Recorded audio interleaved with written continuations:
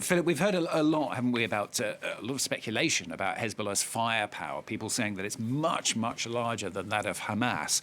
What do we actually know? What are the facts? Well, it's very difficult to actually put a figure on that firepower and the number of fighters that are under the control of Hezbollah. But if you go on the internet and you look around on different websites, either in Israel or Wikipedia or from the United States, you can get some kind of an idea.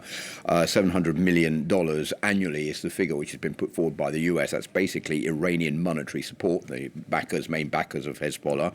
Between 20,000 and 65,000 fighters, about 20,000 full-time fighters, plus reservists, between 40,000 and 120,000 missiles, plus also limited numbers of anti-aircraft, anti-ship missiles and thousands of anti-tank missiles, which in general terms means that Hezbollah is much better equipped militarily than most normal countries in the world.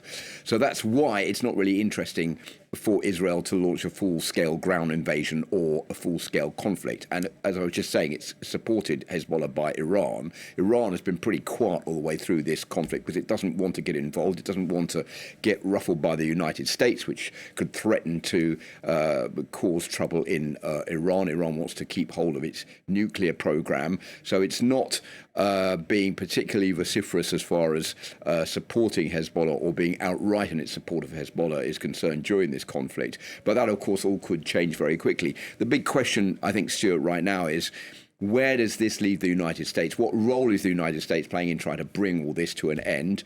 I think that there's a feeling in Israel that Joe Biden's time at the White House is pretty much over, that they've got a green card because the US will always support Israel. As we've heard dozens of times, Israel has the right to defend itself. Those weapons are still coming in to protect Israel. They can be used in this conflict.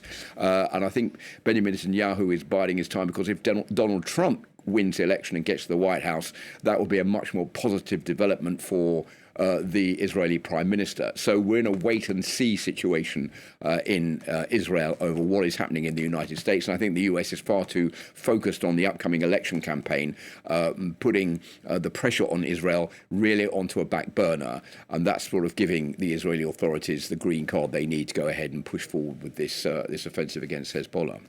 Philip, thanks so much. Philip Turle, International Affairs Editor there in France 24.